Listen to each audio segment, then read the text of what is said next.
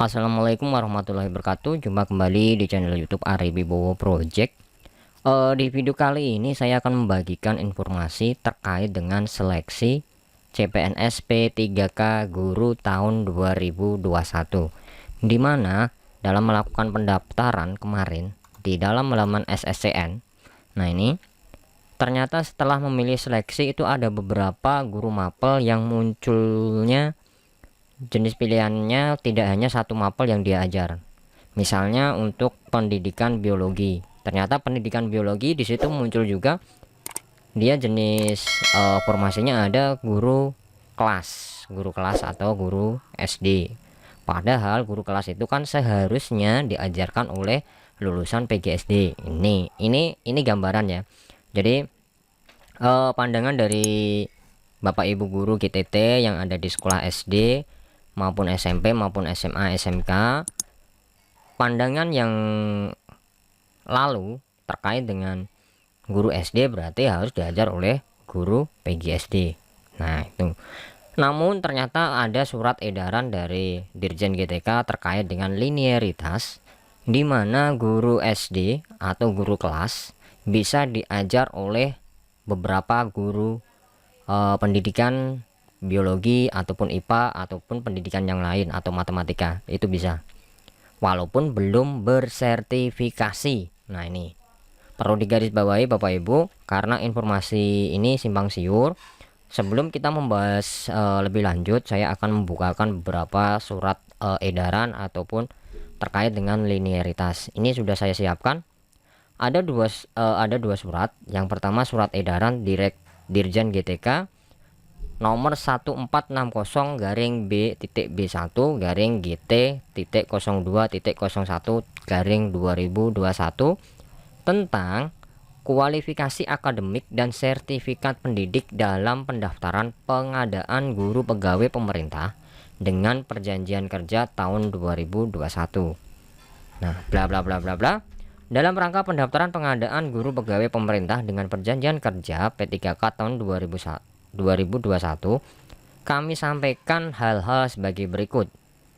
Nah, ini calon guru P3K berasal dari guru dalam jabatan, nah, atau lulusan pendidikan profesi guru yang belum menjadi guru. Nah, ini. 2. Calon guru P3K harus memiliki kualifikasi akademik sarjana atau S1 atau D4 dan atau sertifikat pendidik dan atau sekali lagi dan atau. Calon guru P3K mendaftar sesuai dengan sertifikat pendidiknya. Nah, ini kalau punya sertifikat. Apabila calon guru P3K tidak memiliki sertifikat pendidik, maka mendaftar sesuai dengan kualifikasi akademiknya. Nah, ini kualifikasi akademiknya. Makanya muncul yang namanya linearitas ini. Terus yang kelima, daftar kualifikasi akademik dan sertifikat pendidik untuk mengisi bidang tugas atau mata pelajaran yang akan diampu oleh guru P3K tercantum dalam lampiran surat edaran Direktorat Jenderal ini. Nah, ini di bawah. Ini ada bla bla bla banyak sekali, ada halamannya sampai 436. Untuk filenya ini nanti saya akan share di kolom komentar, bisa dicari nanti di download. Nah, ini lampiran surat edaran Direktorat Jenderal Dirjen GTK dan sertifikat pendidik dalam pendaftaran pengadaan guru pegawai pemerintah dengan perjanjian kerja tahun 2021, terbit tanggal 15 Maret 2021. Nah, nih bidang studi atau mata pelajaran, kita perhatikan di sini bidang studi atau mata pelajaran. Nah, program studi ijazah S1, ijazah D4. Yang di sini adalah bidang studi sertifikasi. Ini. Nah, di atas tadi dijelaskan kalau belum punya sertifikat pendidik paling atas, nih, disesuaikan dengan kualifikasi akademiknya. Nah, nih. Nih, kualifikasi akademiknya disesuaikan dengan kualifikasi akademiknya. Nah, di sini, nah, yang dinamakan kualifikasi akademiknya itu ada di sini, Bapak Ibu. Ini adalah kualifikasi akademiknya, ini ijazahnya. Kalau sudah apa namanya, sudah sertifikasi berarti ini. Nah, ini bidang studi atau mata pelajaran yang bisa diampu. Nah, ini di sini sebagai contoh, program studi administrasi manajemen perkantoran kodenya 856, bisa mengajar optimasi dan tata kelola perkantoran di SMK, sedangkan di SMP prakarya dan kewirausahaan, di SMA prakarya dan kewirausahaan. Nah, ini. Dan yang paling lucu di sini adalah administrasi bisnis. Jadi Bapak Ibu di sini bukan lucu ya. Ini memudahkan Bapak Ibu guru untuk mencari mata pelajaran yang linier dengan program studi yang dimilikinya. Misalnya administrasi bisnis. Nah, ini administrasi bisnis itu kalau di SMA dia ngajarnya ekonomi, akuntansi. Administrasi bisnis 615 pemasaran. Ini kalau punya sertifikatnya 615. Kalau enggak, berarti kan di sini administrasi bisnis nih banyak sekali. Lulusan administrasi bisnis itu bisa juga mengajar IPS nih, bisa mengajar prakarya. Nah, kodenya kan beda ini, 540 dan 615. Namun ini linear dengan program studi atau ijazahnya. Nah, ini nanti lampirannya bisa dibaca-baca Bapak Ibu, karena di sini banyak sekali. Ada 436 halaman. Nah, yang kedua, saya akan menunjukkan sedikit surat edaran terkait linearitas. Nah, ini linearitas program studi PBG dalam jabatan dengan kualifikasi akademik. Nah, ini dengan kualifikasi akademik Bapak Ibu. Jadi Bapak Ibu jangan ragu, jangan apa ya, gelisah. Kok saya jurusannya pendidikan biologi, kok munculnya di sana bisa sampai ini ya, bisa 3 ya, bisa prakarya, bisa IPA, dan bisa guru kelas. Saya pilih yang mana, kan gitu. Ini kita jelaskan di sini. Menindaklanjuti surat Dirjen GTK nomor 321 bla bla bla tentang pendataan calon peserta pendidik profesi guru dalam jabatan.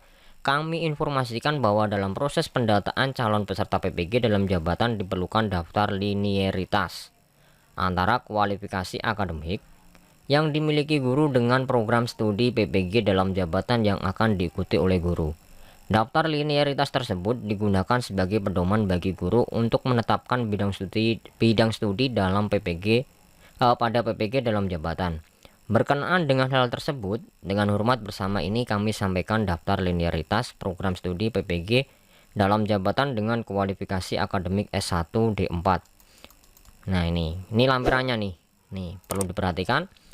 Lampiran surat Dirjen GTK nomor 33022-B.B4-GT-2017.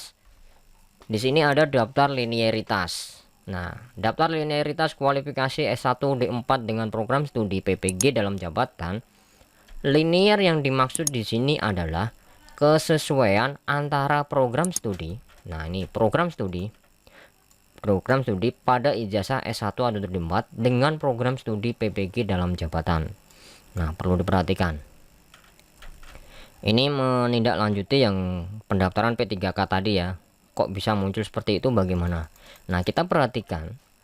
Ini sampel. Nanti dipelajari Bapak Ibu, ini banyak juga, ada 18 halaman. Kepotong depan berarti 17 lampirannya. Guru mata pelajaran umum di TK, SD, MI, SMP, MTS, SMA, MA, SMK, MAK, dan SLB untuk guru yang linear dan serumpun. Nah, perhatikan Bapak Ibu. Guru linear dan serumpun tidak perlu memiliki sertifikat pendidik dalam memilihnya. Ini misalnya program studi PPG guru kelas TK itu boleh diikuti dari PGTK atau PG PAUD, PGRA, atau dari lulusan psikologi. Nah, ini program studi ijazah Bapak Ibu. Nah, ini nanti ketemunya kodenya adalah 020. Nah, terus, ya ini yang menjadi pertanyaan banyak sekali nih, guru kelas. Nah, terkait dengan guru kelas, kenapa pendidikan IPA atau biologi atau fisika muncul di P3K, muncul formasinya guru kelas. Nah, ini Bapak Ibu. Untuk program studi PPG guru kelas, atau yang linearitas dengan program studi S1 atau D4-nya, di sini banyak sekali jurusannya. Yang pertama jelas harus PG SD. Yang kedua, jurusan psikologi. Nah, ini psikologi ini padahal bisa mengajar BK, bisa mengajar guru kelas TK, dan bisa mengajar guru kelas SD. Kodenya beda-beda. Nah, nanti sertifikasinya waktu menempuh PPG dia akan menempuh ini kodenya tuh. Terus yang ketiga adalah PGMI Tarbiyah, semua lulusan tarbiyah berarti. Terus pendidikan matematika. Nah, ini berarti semua jurusan atau program studi pendidikan matematika yang memiliki ijazah pendidikan matematika, berarti guru tersebut bisa mendaftar guru kelas dan guru mapel matematika. Terusan pendidikan bahasa Indonesia. Terus pendidikan IPA terpadu. Di sini dijelaskan kembali ada pendidikan kimia, pendidikan fisika, pendidikan biologi. Terus ada lagi pendidikan PPKN, pendidikan IPS. Pendidikan IPS dijabarkan lebih banyak lagi, pendidikan sejarah, pendidikan geografi, dan pendidikan ekonomi. Nah, namun di IPS ini pendidikan yang jurusannya pendidikan akuntansi tidak masuk di sini berarti. Nah, ini Bapak Ibu, ini penjelasan terkait kenapa dia ngajarnya atau GTT di sekolah negeri, di SMP negeri, mapelnya IPA dan lulusan pendidikan biologi, sedangkan di SSCN muncul formasinya adalah guru kelas SD. Di sini ya Bapak Ibu, penjelasannya terkait hal tersebut, terkait dengan linearitas. Sekali lagi Bapak Ibu yang mau mendaftar, tidak ada sangkut pautnya dengan administrasi harus memiliki sertifikat pendidik, bukan Bapak Ibu. Jadi ini sebelum masuk ke PPG dengan program studi PPG, nanti kan Bapak Ibu di sana kalau belum punya sertifikat pendidik, nanti kan akan diusulkan masuk program PPG nih, PPG dalam jabatan. Nah, kenapa muncul formasi tadi? Di sini dijelaskan linearitasnya. Ternyata guru kelas SD linear dengan S1 pendidikan matematika, pendidikan bahasa Indonesia, pendidikan IPA terpadu, pendidikan kimia, fisika, biologi, pendidikan PPKN, pendidikan IPS. Nah, ini itu penjelasannya. Dan bahkan ini prakarya belum muncul ya di kurikulum di tahun 2017 ini, belum muncul. Ternyata prakarya itu linearnya banyak sekali yang bisa mengajarkan di sini. Nah, ini kita ketikkan prakarya kan, prakarya banyak sekali nih Bapak Ibu. Kita ketikkan prakarya dan kewirausahaan. Nah, banyak sekali Bapak Ibu. Wah, banyak sekali pencariannya. Wow. Linearnya banyak sekali. Pendidikan prakarya ini, bidang studi prakarya itu bisa diajarkan dari administrasi perpajakan juga bisa, grup misal kultura bisa. Banyak sekali Bapak Ibu yang prakarya ini. Jadi terkait dengan linearitas ini, di sini Bapak Ibu perlu diperhatikan. Ini nanti dipelajari lebih lanjut. Pokoknya yang tidak banyak itu adalah guru kelas TK. Dia hanya dari program studi PGTK, PGRA, dan psikologi. Nah, pendidikan luar biasa dan seni budaya. Seni budaya bisa diisi dari ini, seni budaya, seni drama, seni tari, seni musik, ini juga seni semua. Terus pendidikan jasmani juga dari pendidikan jasmani. Bahasa Jawa juga dari bahasa Jawa. Nah, ini yang paling guru mapel atau program studi bahasa Inggris. Program studi bahasa Inggris munculnya hanya bahasa Inggris doang, karena pendidikannya adalah sudah ditentukan di sini program studi pendidikan bahasa dan atau sastra Inggris, itu ya Bapak Ibu. Sedangkan untuk IPS, mapel IPS ini banyak sekali, bisa diisi dari pendidikan IPS, geografi, ekonomi, sejarah, sosiologi, akuntansi, antropologi, koperasi, geografi. Nah, ini banyak sekali Bapak Ibu, itu IPS. Terus IPA. Nah, IPA ini pendidikan IPA, fisika, kimia, biologi, fisika, kimia, biologi. Nah, itu mungkin gambaran dari saya Rewibowo Project terkait dengan pertanyaan beberapa GTK atau peserta calon P3K, CPNS P3K guru. Banyak yang bertanya, bagaimana Mas? Apa perlu kita memiliki sertifikat pendidik? Tidak, Bapak Ibu. Jadi dari SE, Surat Edaran Dirjen GTK terkait dengan pendaftaran pengadaan guru pegawai pemerintah dengan perjanjian kerja kontrak, ini sudah dijelaskan di sini, dilampirkan. Jadi Bapak Ibu nggak usah khawatir dalam memilih formasi. Yang muncul di dalam formasi Bapak Ibu itu berarti diakui dan linier dengan S1-nya Bapak Ibu. Nah, ini nanti dipelajari dua file ini akan saya lampirkan di kolom komentar.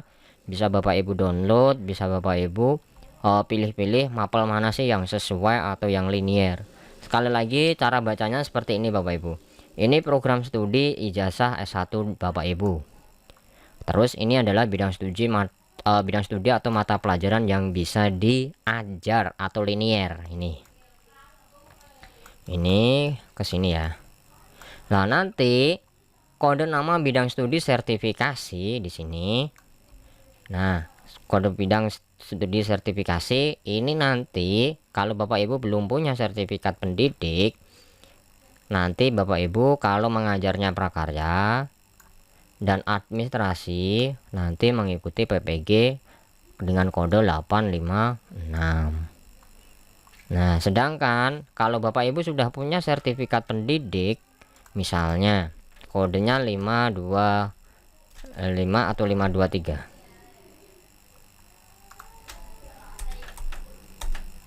Nah, teknik informatika dan ini kodenya. Ini program studi animasi, mengajarnya SMP TK, nanti kodenya ini. Ini misal. Kita cari kembali. Nah, ini banyak sekali Bapak Ibu. Nah, ini. Ini kita kembali ke sebelumnya. Nah, ini. Ternyata S1-nya animasi, sertifikat pendidiknya adalah kodenya 523. Nih. Bisa mengajar prakarya. Nah, ini unik kan? Jadi Bapak Ibu yang sudah lulus sertifikat pendidik dan memiliki S1-nya TIK atau animasi dan memiliki sertifikat 523 bisa mengajar prakarya dan kewirausahaan. Nah, itu sedikit gambaran dari saya Rewibowo Project terkait linearitas program studi PPG dalam jabatan dan menentukan formasi yang akan didaftar atau yang dipilih dalam proses seleksi calon pegawai negeri sipil P3K atau dengan perjanjian pegawai pemerintah dengan perjanjian kerja tahun 2021. Sekian dari saya Rewibowo Project. Semoga video kali ini dapat menjawab pertanyaan Bapak Ibu terkait dengan pemilihan formasi. Kenapa kok muncul banyak? Padahal saya kan gurunya guru IPA, saya guru bahasa Indonesia, saya guru PGSD kan gitu. Sekian dari saya Rewibowo Project. Kalau video ini bermanfaat, ketik like, komen, dan share kepada teman Bapak Ibu. Jangan lupa subscribe karena sekali lagi subscribe itu gratis. Dukung terus channel Rewibowo Project dengan menekan tombol subscribe. Sekian, wassalamualaikum warahmatullahi wabarakatuh.